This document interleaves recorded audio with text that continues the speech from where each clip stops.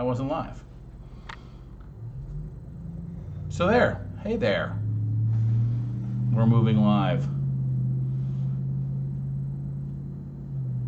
Yeah, anyway, try to catch up on my lag and delay. We've been dealing with technical issues. Sorry about last week, folks. Didn't have a show because of A, still trying to work through some of the issues with streaming software. B, yours truly had some writing block issues and screwed up some of my content plan. Anyway, long story short, I apologize for not being here.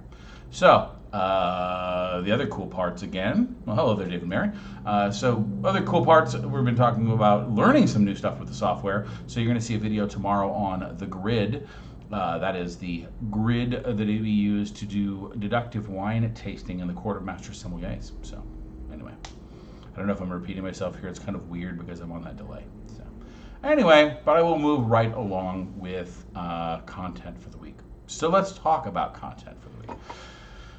Due to a lot of kind of things in the news, etc., it's definitely time to have a conversation about wine and climate change. And this has been acutely pointed out regarding the current fires that are going on in Napa. But this has been a topic that I've been thinking about for some time, to be honest with you. This is something that was on the list of topics to talk about because it has a lingering and insidious effect on what's going on in the world of wine at large. So we're going to talk just a little bit about some of the effects, some of the things, and just kind of dive into it. So let's start with, yes, climate change is real. Okay, if you're one of those people who is a climate change denier and does not believe in the science, the overwhelming evidence that our world is going through undergoing change that is very much directly attributed to man-made causes, then you can switch off right now. We don't have anything to discuss. You're not going to be proven to, so bugger off. Not my problem. Deniers, I think, have primary motivations of that they just don't want to change, or that they have a profit motive behind the reason that they don't want to change. So if those are your motivations and you can't see the bigger picture, then so be it. I'm not here to change anybody's mind about this. I am here to talk to people who do understand that this is real about what those impacts are. So let's talk first. Actually, let me even set that up before we go into some of the effects. I also want people to understand that there's a lot of climate guilt out there. The idea that change at the personal level is the only way to solve this problem, and I do not believe that that's true. We are small and individual contributors to a very large overall problem, but a single household or even a city-sized households is nothing in comparison to some of the larger polluters that play a part in what's causing our climate change. Not only that, climate change policy at the local, state, and national level is a very important part of this. So I believe we each play a part. I believe we each can make better changes and better choices. Make that change. However, the primary actors are very big in scale. If every single one of us, cut our carbon footprint in half, we wouldn't measure up to even one small industry as far as overall effects. So rather than just thinking about a perspective of whether you have to start composting or not, or how many miles you drive to work, yeah, you can do those things, but they're not going to make the big change. The big changes we need are going to be policy-based, and so we need to understand that activity in this region that I'm talking about isn't just personal activity and accountability. It's also about voting, getting your government to help change and protect the country from itself. That is just that is the only way to really get this thing done. It's not just about being more self-conscious about your packaging, which I still think is awesome. So anyway, we're going to talk about effects on the wine world. But the effects on the wine world is a very interesting topic to go along with wine, because I've read probably half a dozen articles, scientific, professional, or other, or major news outlet wise, on the topic over the course of the last 6 months, and about 3 or 4 of them just refreshing for today's show. So wine is kind of considered the canary in the coal mine when it comes to examples of industry impact of climate change. Okay, we've talked at length in class about how ideal weather and predictable seasonality produces superior wines. The best wines in the world come from regions that have predictable rainfall, predictable weather patterns, specific types of soils. There's a lot going on in what makes each one of the famous wine regions what it is about. And because of the sensitivity of the agricultural crop of grapes and their vines, because they're so subject to weather influence, it's a perfect example of an industry that not only keeps very careful track of this type of stuff, but can be largely impacted by changes over time. For instance, Bordeaux has some of the most excellent records when it comes to their weather patterns, better than any farmer's almanac, dating almost 700 years back, right? Because they knew that from year to year things would change and things would vary, and so as to learn from their experience, they wrote it all friggin' down. So we've got great examples of what things used to be like, right? This isn't just some, I remember back in my daddy's day. No, this is actual written documentation and effectively scientific research as well that prove that these changes are happening. Because of that, so the question is, what does that mean as far as functionality is concerned? Well, variability in the climate is necessarily not a good thing when it comes to grapes. If you look at all the places that grow really high quality grapes and make really high quality wine, their weather is consistent. One of the things in the comments that I've always had, one of the challenges we face here in Texas about growing wines is the fact that our weather is notoriously inconsistent. There's even, social jokes about if you don't like the weather here, wait 30 minutes and it'll change. Now, I've heard that anecdote a lot of different places, but that's a very interesting point when it comes to producing a product that relies on reliability. Yeah, anyway. So when we talk about climate change affecting weather variability, that's not a good thing, especially when it comes to things like overall temperature heat maximums, right? We don't want those spikes in temperature because they can really affect growing times when it comes to grapes. We talk about temperature fluctuations, right? Not having a consistent degree of temperature day over day, week over week. You're seeing high energy because of increased heat in certain areas, which causes increased thunderstorm, hailstorm, and other damaging storm activity, while in the long run actually reducing overall rainflow of the consistent and necessary type to get the grapes the water that they need. All these factors can, and even when we're talking about off-season, non-ripening stuff, we're talking about freezes and the lack thereof, or we're talking about water inconsistency during dormant season.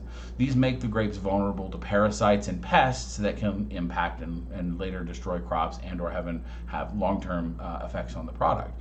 But even during that ripening season, to go back to the active portion of grapes on the vine, when we see those ripening days change, we get our heat indexes up, you get those overall heat factors, the amount of sunlight that they're getting, because they're not getting rainfall / cloud cover. We get over and inconsistent ripening. And over ripening doesn't necessarily sound like a bad thing. We're talking about pulling grapes off of the vine earlier, getting a more ripe and juicy product. Well, that's a whole thing, right? There's a lot of factors that go into that.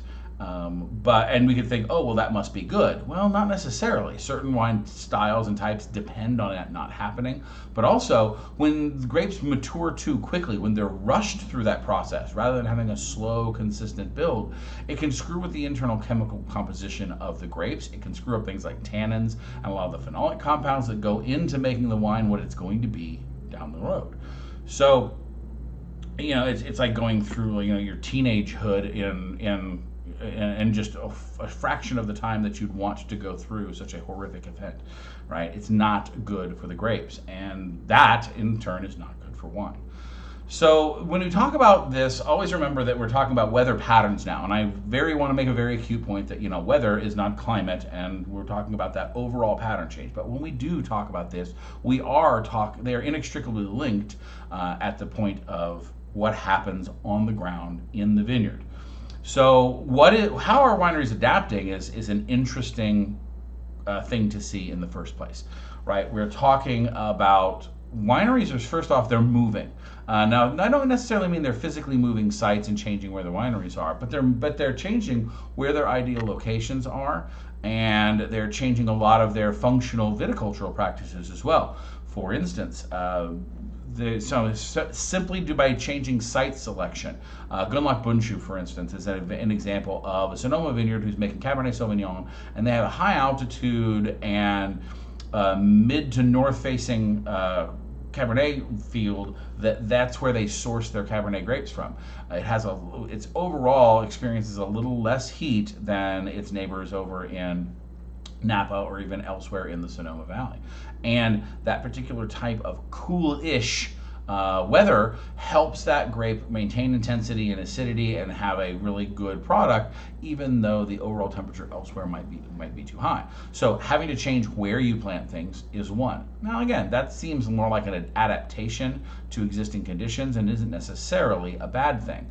But when we talk about this in the writ large, we're talking about entire regions effectively having to either change the types of grapes they grow, find higher altitude locations of where they plant their grapes, which assist in temperature management, and in general, basically you're not going to see, in the next 25 years, Cabernet Sauvignon may not even be a fucking thing in Napa anymore because it can't grow there anymore. I want you to think about that impact.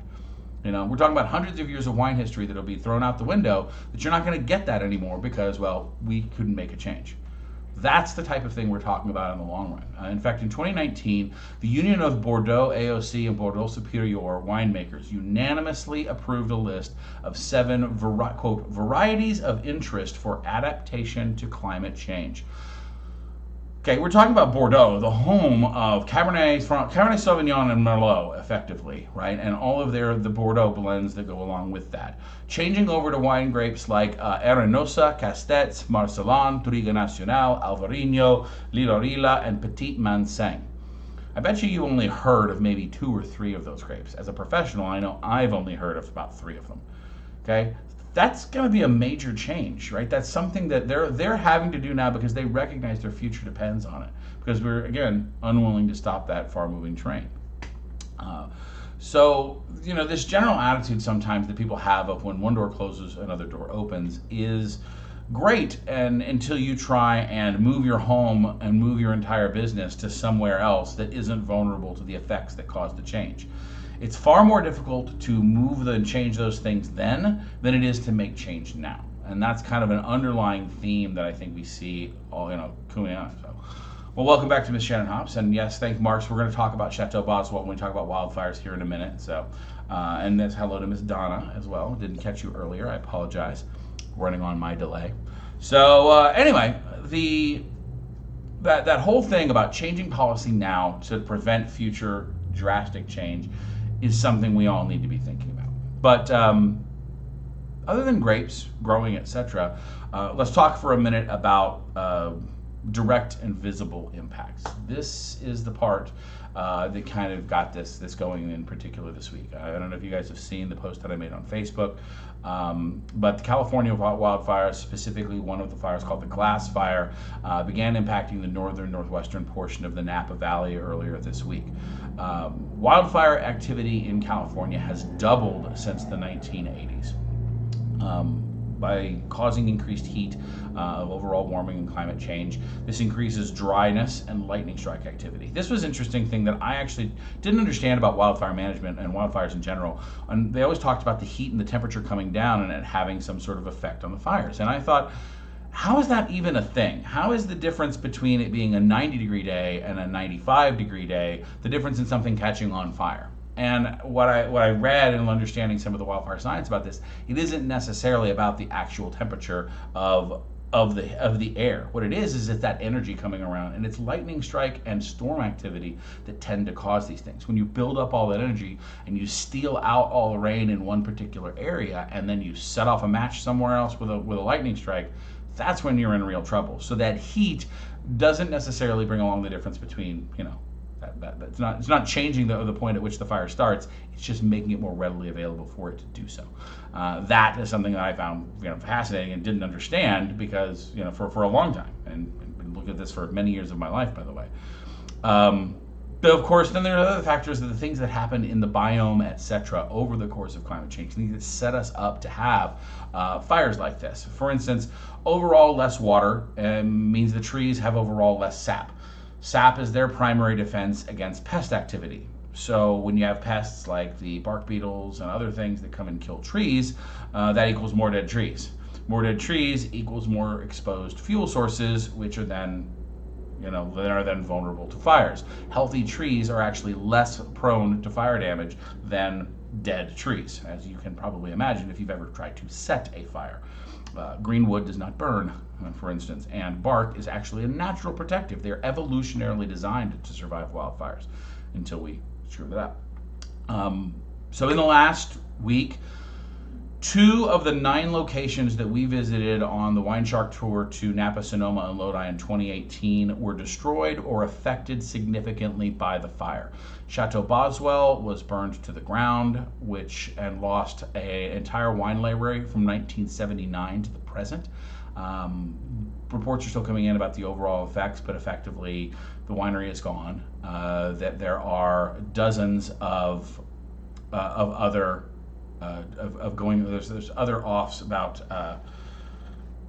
other wineries that are currently being affected. We're talking about the places that we didn't personally go to. Castel Amorosa, which we did, was impacted significantly by the fire. They had one of their winery facilities, their barn in the back, got burned, as well as damage to the castle itself and something like 2,500 bottles of wine. And yeah, as Layman Talks is pointing out, yes, the forest fires are absolutely required to their health and propagation. And if we hold for a minute, we'll actually get to that point of climate change is not the only cause of wildfires. Human management and forest has a significant impact as well. And our climate and our policy towards this since the 1800s has been kind of upside down and backwards. We haven't let the fires burn as they should. We've done a poor job of managing that, and we certainly have it. But again, it's within our hands to make those changes. This isn't just a climate change problem. So again, that is on my points to talk about as to Layman Talk's point there, and they're absolutely, fires are a requirement. That's why I said trees are built to deal with this stuff. It's part of the deal. Also, but the human and forest interface, that wildlife interface, is something that's also increased, where we've seen a lot more human habitation near areas that are normally prone to wildfire, which of course puts us in the path of stuff. That's on us as well.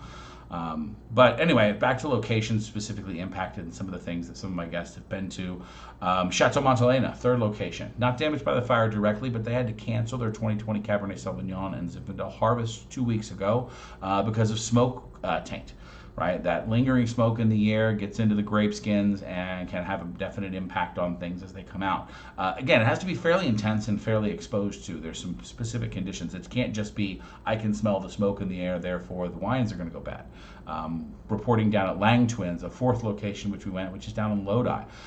They're fortunate enough to not have been close to any real wildfires so far this year, but they have had some. They're in the downwind portion of the Central Valley.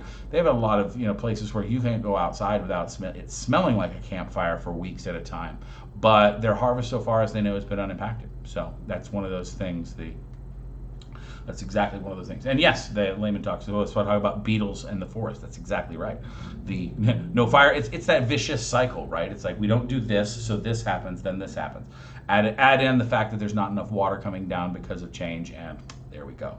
All types of bad things in the world. But the thing here is we're talking about specific areas that are impacted. Now, again, this is a wine channel. We're talking about wine topics, but this is a much broader topic than that. When it comes to the wildfires themselves, and I'm kind of curious, and I want to talk to some of the people that I know in the industry when they have a chance to get through this. I know that many people have been impacted. As far as I know, we haven't had any actual injuries with the folks that I know or the places that I know, but I'm sure that stuff's out there and it's happening. The firefighters are out there doing their best to keep things under control, and they're doing an amazing job at trying to save homes, businesses, and people alike. That being said, I want to know what some of their plans were. When we were there in 2018, there'd been a previous very devastating fire in Santa Rosa, just over the hills northwest, where we saw some of the impacts during our journeys around the area. And I'm kind of curious as to what some of the fire reaction and planning processes were under certain conditions for things like this. For instance, it's one thing to lose your crop. Losing a crop for the year is never good, right? Not the best thing in the world, but it is something survivable. Burning down a vineyard, for instance, by the way, vineyards make excellent fire breaks, according to several of the sources that we're reading from Cal Fire, because they're, by this point in time, especially when harvest is done, the fires can't spread very well through the the actual the tilled soil and the not much to burn through. So that's always good news. But even if you lose your vineyards come and go, right? The actual grape vines themselves are completely replaceable, especially for a lot of the territory in the United States viticultural practices that you're usually seeing. Vines don't stay in their old state for very long. There are exceptions to this rule, of course. We've talked about old vines in the past, but to be honest with you, once a vine gets past 15, 20 years old and starts slowing production, a lot of places rip them out and replant them anyway. So losing a vineyard is not is itself not a game killer, right? It's not a game ender. But when we're talking about your winery facilities themselves, things that may or may not be covered under insurance, or like I said, the irreplaceable stuff. The Chateau Boswell wine library is not something that can ever be replaced. It's gone forever. And that kind of thing just, makes my heart ache and makes my head spin in thinking about what type of impacts and how you can protect and plan against those sorts of things. So anyway, this is happening, people. I want you guys to be aware and understand that it's going to start impacting the way that you drink wine. You're going to see pressure on certain particular things in the next few years. You're going to start seeing probably prices go up and or people go out of business. You're seeing a lot of different places and different opportunities now. This is that part where it is true sometimes that other doors open. Hey, England's making wine now because of climate change. There's an opportunity we haven't had in, I don't know, forever. So there's a whole lot of interesting things going on, but in the long run, if we like the world of wine as we've had it, it's not going to stay the same unless we take action. So demand some change, be prepared to make changes yourself, or be prepared to make changes for the worse in the future. There's really no alternative. Doing nothing is not going to solve the problem. So get out there, vote, make your own changes, do awesome shit. So that is the rant regarding climate change. This week, however, we've got the grocery store grab. It is the final show of September, so it is our last before we go into our Halloween month. But I saw this on the shelf the other day and wanted to pick it up. So we're going to check out today. The grocery store grab is Edna Valley. This is the Cabernet Sauvignon from the central coast of California. So for those that are not familiar, the grocery store grab is, the premise here is to get the best value per dollar for wines found at non-specialty and non-big box retailers. Okay, so we chose the wines without prior research. Basically, label focus is our mantra. We want to reward wines that tell us what the hell is in the bottle by telling us what's on the label. Good selling practices here can really help you go, and I'm approaching this as if I were a layman. In other words, I'm not necessarily using prior wine knowledge and selection, and more importantly, I'm trying to reward wines that really communicate well on their labels to help anybody who wants to get interested in wine on how to pick up something good. All right, so this is this is a nice little Central Valley Cabernet Sauvignon, right? We've got Edna Valley here. It's got the typical kind of elegant label thing going on here. It's got it is embossed and very kind of, they're playing at the elegant marketing line. Advertised list price for this bottle was $20 on the label. They were doing a actual clearance of this until January 3rd, 2021. So price is down to $12. Why is this, you might ask? Well, we talked before about the difference between club pricing and actual final pricing. This is an additional discount past that, likely because they're trying to move this wine off of their shelves and save shelf space for something else. Distributors are constantly moving products in and out to find out what sells or what they're moving from here to there, just doing their best to do product marketing and product mediation. So the bottom line here is they are looking towards making sure that they're getting something new in. So this is probably on the way out, is my guess, just based on that clearance mode of the wines that they've got. But hey, they're going to sell us wine for an inexpensive price. They're telling us it's a $20 cab. Let's find out what we've got. So here on the back of the label, it's got a very interesting and informative back label. So the second part that caught my eye. They've got a map showing you where this wine is in relation to the particular valleys that they've got and where it is within California itself. In other words, they're trying to give you that sense of place, not just saying, hey, the central coast of California, but they're talking to you basically about where the winery itself is located, and by that, by stretch of imagination to go, if it's from here, these must be some of its properties. So, back label is at Edna Valley Vineyard, we craft balanced and elegant expressions of California's Central Coast. Our grapes are afforded a cooling coastal influence that extends our growing season, creating concentrated flavors crafted primarily from the warm climate Paso Robles region just to the north. Our Cabernet Sauvignon offers rich blackberry flavors lined with cedar and spice notes. So they're giving us the information that we talked about on the label here. We're talking about what's the variety? Cabernet Sauvignon. If it's a blend, we'd like to see percentages, but this doesn't appear to. They are at least marketing this as a full cab. Now remember, that could mean it could have up to 25% of other things. We talk about where the grape's grown. We're more specific the better. Well, they're not only telling us, Central Coast, but they're telling us specifically right here, just southeast of San Luis Obispo, and where their vineyards are located. What does the wine taste like? Right? They're using flavor words. This is good, right? We've got these. We're expecting to see blackberry flavors lined with cedar and spice notes. Okay, this is good. If you didn't know anything about wine or didn't know anything about Cabernet Sauvignon and you looked at this bottle, you could find out what's going on and what you could expect to taste. So, last and finally, you're talking about specific and food pairings, if they have them. Now, that's usually where we go into the extra mile. I would say that overall in the grocery store grab, we rarely see those, but that's certainly the place that I want wine labels to get. As a sommelier, most of the questions that I get about wine are often about food and wine pairing. Therefore, that's something that wineries should be thinking about on their back label. Help people identify what types of meals they could have, and you're likely to help them make a sell. So overall, I would give this a pretty solid. This is a solid B plus or an A minus. As far as labeling is concerned, they didn't screw around with a lot of marketing hype. They told me basically about this. They talked to the extended growing season, etc.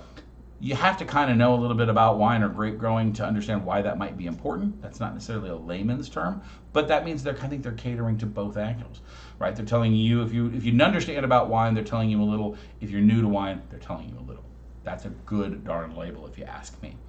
So let's find out whether it answers our next questions. Is it well executed? Is it on style? And is it worth the price tag? I've had a couple sips of this and had it open here for a little while now, so it should be showing off at its best occasion. Color on this is a deep garnet with pretty good extraction. It is very difficult to see all the way through the glass, so it's got pretty good fruit concentration, which we like to see. As far as the staining of the tears and that kind of thing, it's got a little bit of run to it, so it's probably, we said, kind of showing off its youth and vibrancy. We like that. This, by the way, as far as vintage year, this is a 2017, so that's just about, not too far off of its usual type sort of range here. But on the nose, definitely hits that blackberry black fruit mark straight away. It's got a nice little bit of, and I would call them blackberry jam, or at least that blackberry juice, not that fresh pop in your mouth kind of acidity, but that definite heady berry smell that we would expect out of things like blackberries or boysenberries, possibly maybe a dark plum, that kind of thing. Really, really kind of squarely on the nose in the black fruit or blue fruit flavor profile. Yeah, and then as the more you get to smell, there's a little bit of that, start to kind of smell a little bit of the oak, possibly a little bit of the heat. I'd bet the alcohol percentage on this is 13, probably I'd go 14 or north of that, maybe as high as 14.5, just as a firm guess. I haven't looked at it yet, but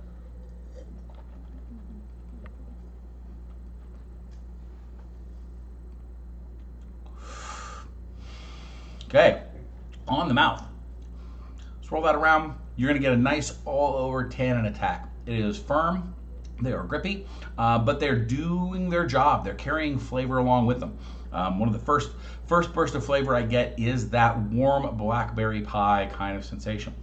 It then follows that grip with that little hint of cinnamon and oak spice that we're looking for. That kind of warm vanilla-ish flavor that you're kind of seeing through there.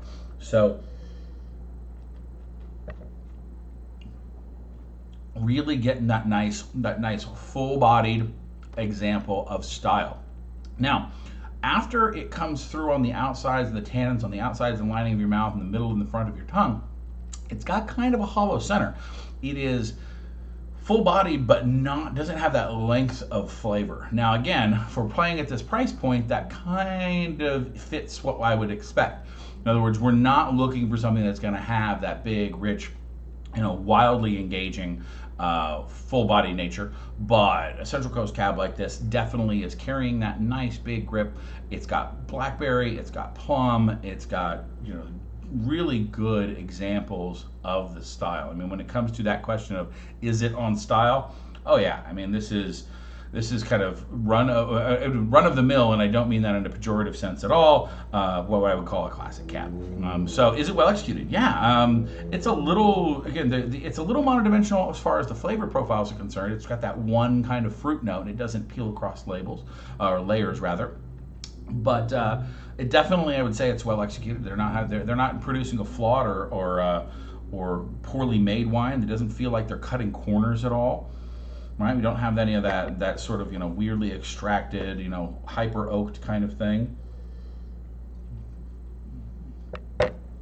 Yeah, really nice play. And again, I think it's going to soften the more it stays open. I think those tannins are going to unfold, and you're going to get a nice bit of blackberry pie over across the whole thing, sort of blackberry cobbler. So, is it worth the price tag? Yeah.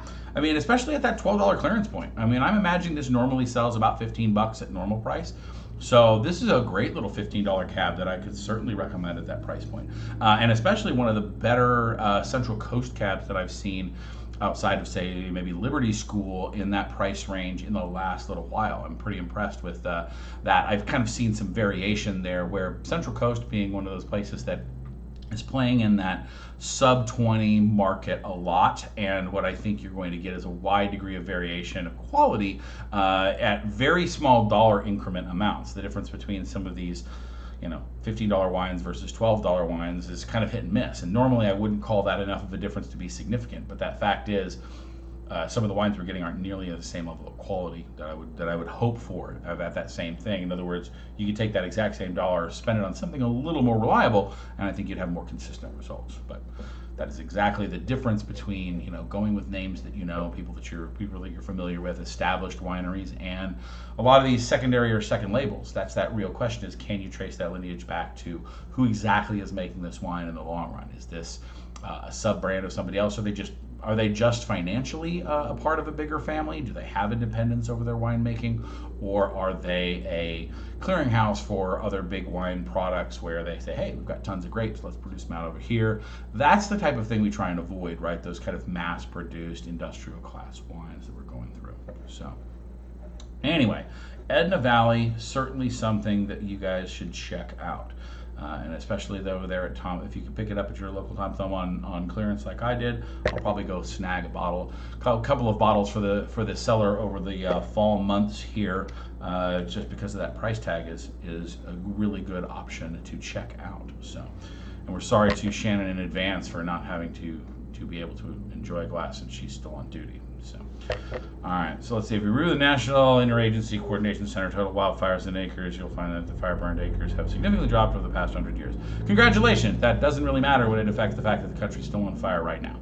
So that factor that they've significantly dropped, remember those wildfires in acres, we just talked earlier about that not being a good thing. I'm not sure what point that's trying to make there, layman, but I'm not sure if you're saying that the wildfire now we should not worry about it, or we're saying that that's why the cause. So I'm not kind of sure which angle you're taking there. But all I would say is that it's definitely a factor, and it's something that's 100% affecting the wine industry, at least in this particular portion of the world. Now again, you're not seeing it in other parts of the world, but you definitely are seeing those impacts. So that was kind of my long-term and point. Questions from the Peanut Gallery. What does everybody else have to say here? Also getting folks and taking through here, seeing some I got folks sending in emails and wondering if they got any questions that are coming up. But any other questions about either Edna Valley wine, about climate change, any wine topics at all? We've got some things that are coming up and that I'll talk about here over the next few moments. But certainly open to questions.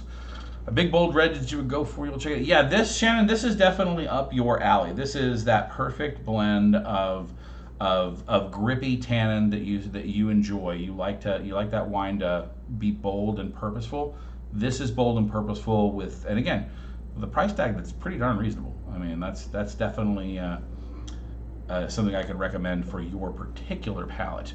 And this is one of those that, boys and girls, if you guys are in the mood to be doing some cooking with wine and fall foods start to really bring this out, this would be a great example of a wine where you're not blowing the price tag out the door, but you are certainly gaining a ton of flavor and boldness in this. This has got soups and stews and reductions all over it, man. I would certainly be using this at that level.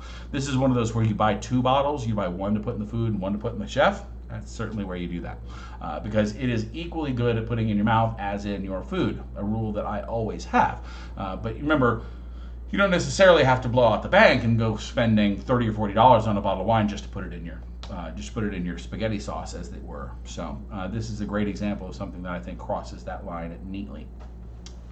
Oh, well, good evening to Miss Barbara Boswell. So I said joining late, but yes, that Edna Valley out your way. Check it out, and like I said, if not, guys, send me some emails or texts. I'll buy you a couple bottles, and when next we meet, you can have a bottle of one of those things. So recommend some more summery wines that will store for wintertime consumption. Okay. Well, first things first, rosé is not over. Rosé wines that come out in the summer are perfectly stable through easily their next harvest. We tend to think of them in non-storable terms, and that is true when it comes to longevity. We're not going to hold on to a rosé, for most rosés that is, for more than 2 years, right?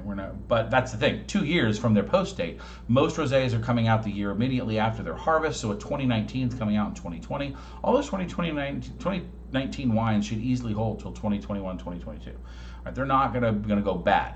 The key you got to watch out for, though, is rosé loves to show off its color using clear bottling, and therefore you need to be aware of light strike. Okay, so keeping your wine away from light sources, specifically anything that contains UV. Sunlight is awful. Halogen or fluorescent lights are less so. But you, generally speaking, want to keep that. Make sure, as long as your wine is well kept and well stored, you're going to be fine. Other summer wines that are kind of year-round, or what I would call summer weight, but are year-round drinkability, are things like grab ahead of your Vino Verdes, grab ahead of your Verdejo, and Verdicchio as well from Italy, Verdejo from Spain. These are light, easy drinking whites that are very approachable from a summer fare perspective. Anything in your delightful little Riesling world that stays in the Spätlese or Auslese range, you got lots of options that are year-round consumers that aren't going to suffer from the summer having gone by, Reba. So Mark said he went to Edna Valley many years ago. Wine tasting room was in the barrel room with 2 planks between 2 barrels, and they got bought out by Galley. Yes, I'm pretty assuming by the way that they're available in most places, Mark, that they are a Gallo house or one of them. That's why I kind of alluded there. I didn't look deep into it, but I love the fact that this is one of those places that they begin by saying, "Here's our room. These are some barrels. Would you like some wine?" I mean, that's kind of the heritage of California wineries from back in the day. We think about, there's a great line in the movie Bottle Shock where all the wineries start charging Steven Spurrier for the wine tastings because he throws some money at the first guy, and the first guy's like, "Oh, you're gonna pay for this? Well, cool." And the word starts getting around, and they start charging overall, whereas they just give you the wine back in 1973. They're like, "Yeah, whatever, have some wine." That's all kinds of cool.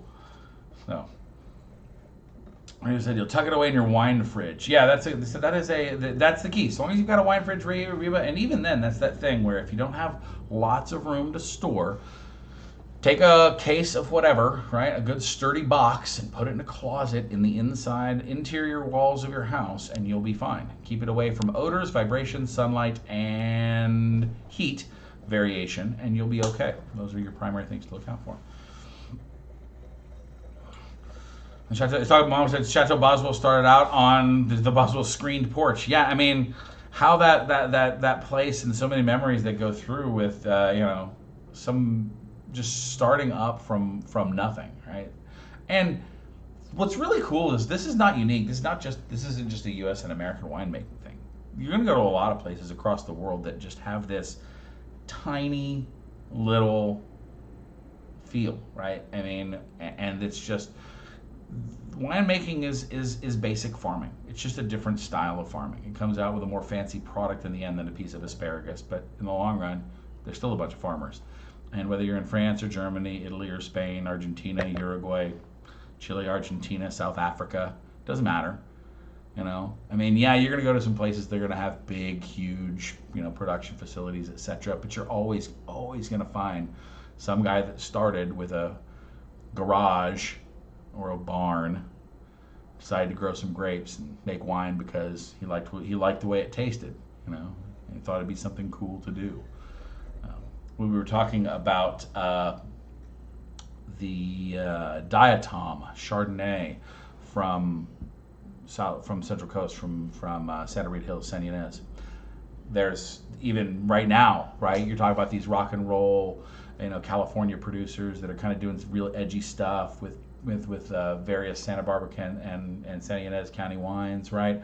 And their tasting rooms are, in the downtown area, and they're nice, and they're very well appointed and designed to sell. But where the wines are made, these it's kind of like seeing how the sausage is made. They're in these, rent-a-shack, type areas that in this industrial and warehouse production facility. They're not the production facilities aren't meant to be pretty and toured, right? We have this mental picture of anything from the glorious places up in Napa all the way to the Chateau of the Bordelais as this is where wine must be made. It's big and it's elegant. No, dude, you can make it in your garage, right? You just got to know what the hell you're doing and do it at the right scale.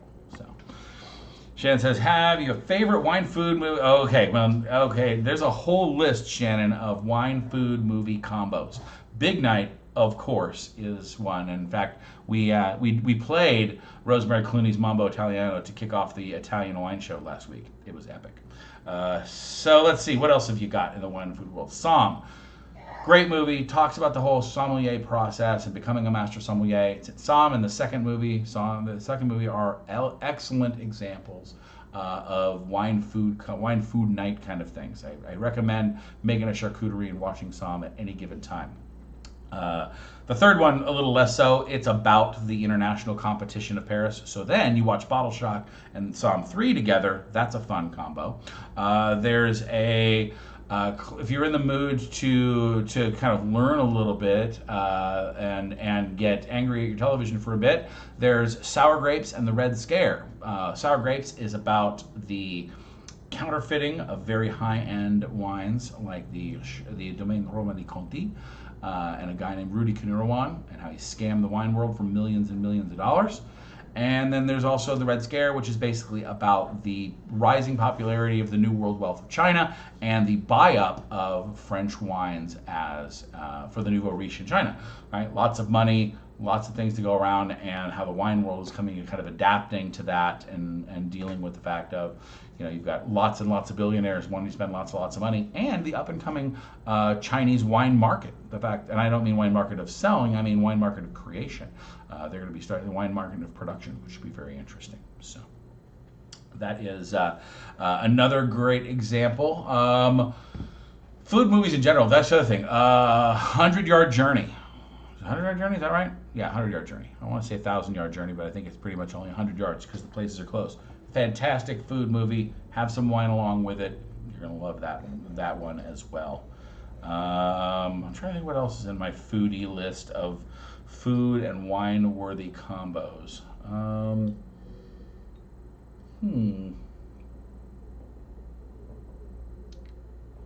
don't know. I think that's off the top of my head. I'm sure I'll think of 9 or 10 over the course of the night now that you've got my brain thinking.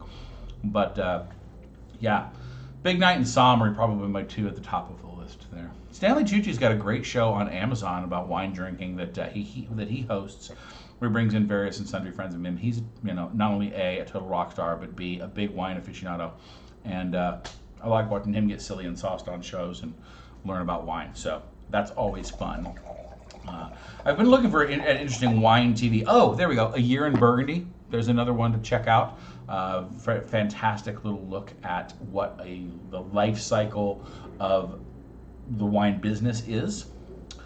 And then also there's what's really kind of cool about it is the old versus new kind of thing that goes on there. We talk about tradition and innovation and where they cross and how you keep making good products but not stagnate, but also not go so far off the reservation as to make it unrecognizable. So it's really cool when they talk about their farming, their viticulture, how they approach things. That's probably, I would definitely call that the major league battleground when it comes to that, because the French tend to be very hidebound. They tend to be, I mean, Italians are the same way. Little to reasonable extent, the Spanish as well, and the Portuguese. The old world folks really have this, you've got to do it this way or it's not this. And that can be at a detriment to growing past and changing in anything. Remember what I said earlier on the show about the Bordelais actually considering different varietal of grapes to adapt to climate change? Holy shit, that's not nothing right there. Those folks don't make change easily, right? They talk about the definition of conservation of the past. These people are very much of the mind to do that. So the struggle to innovate versus the struggle to retain is I find that tension to be an excellent point and a great story. So Babette's Feast, yes, also fantastic movie. That is a classic. I haven't seen that one in a while. I think I need to go check that one out again. But and then if you're also in the movie, it's a little bit more roadbound. But Chef, which was starring what's his name from the Avengers? Anyway, 100-foot journey, 100-yard journey, 100-foot journey. Check it out. So there's feet, yards, meters. I was pretty sure it had to be meters because, it's Indian that was adapted for France. So there. So, all right, man, we're doing this stuff out of memory. You can't criticize me too much for it. That's why I have you guys to back check me. So, anyway, let's see. So what's coming soon? This week, it is the Fall Soup Special. It is now officially fall, and our wine tastings are going to be showing that off for, well, probably the rest of the year for a whole lot of stuff. So we're going to do a Fall Soup Special, 2 soups, 2 different wines. We're doing a fantastic wild mushroom soup, creamy mushroom soup recipe, and a bacon and scallop corn chowder. Oh yeah, warm, delicious food fun for this week's Fall Soup Special. Then next week, we're going to do offbeat reds. So Uruguay, Bulgaria, and Greece. Well, you may not think of Greece as an offbeat red. Greek wine is not really something you see a ton of in the fine wine market these days. This is some of the heart of winemaking culture, dating back thousands and thousands of years. We're going to talk about Asiatica. We're going to talk about Bulgaria and the Eastern Bloc, former Eastern Bloc and Eastern European wine traditions. And then we're going to go down to Uruguay and New World wines from places that most people have never heard of.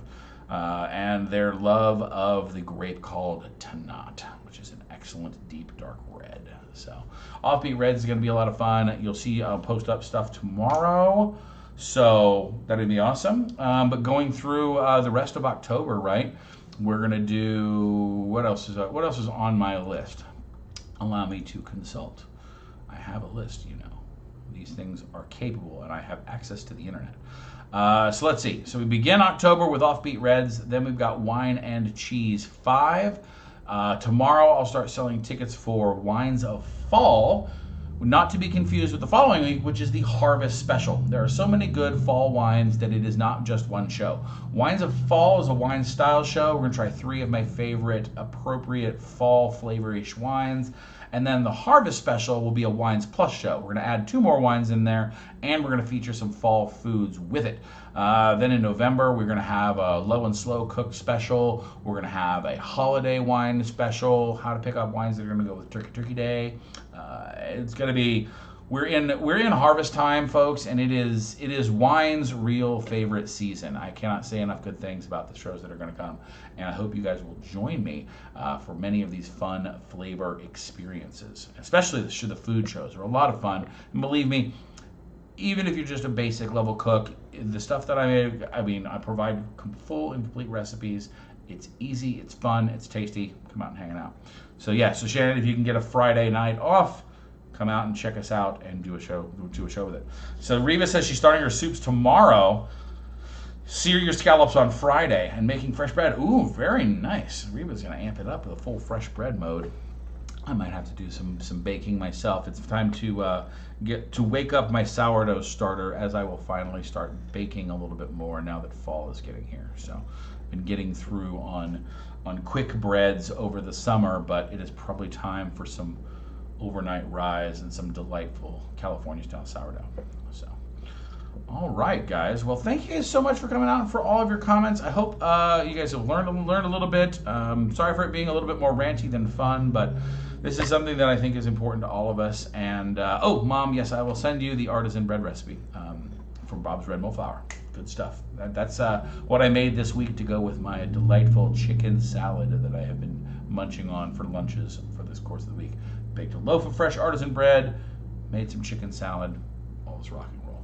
So anyway, I really appreciate you guys chat and your time and participation. I'd also love it if you guys took the time to make some comments down in the comments section of once the YouTube stream has ended. Helps us get that conversation going for people that don't necessarily watch the whole stream. And let me know about what your takes are on your things with climate change, how it's affected you, how it's affected your wine world, if any other things. If you like what we're doing, like and subscribe to the videos and share with a wine-loving friend. If you really like what we're doing, check us out over on Patreon. I'm going to be making announcements coming up this week when we do the newsletter and the Patreon. We're shifting up some of the benefits for over there, but you got exclusive content. We're going to be doing a little bit more feature on some of the food recipes we keep talking about as this Patreon-specific benefit.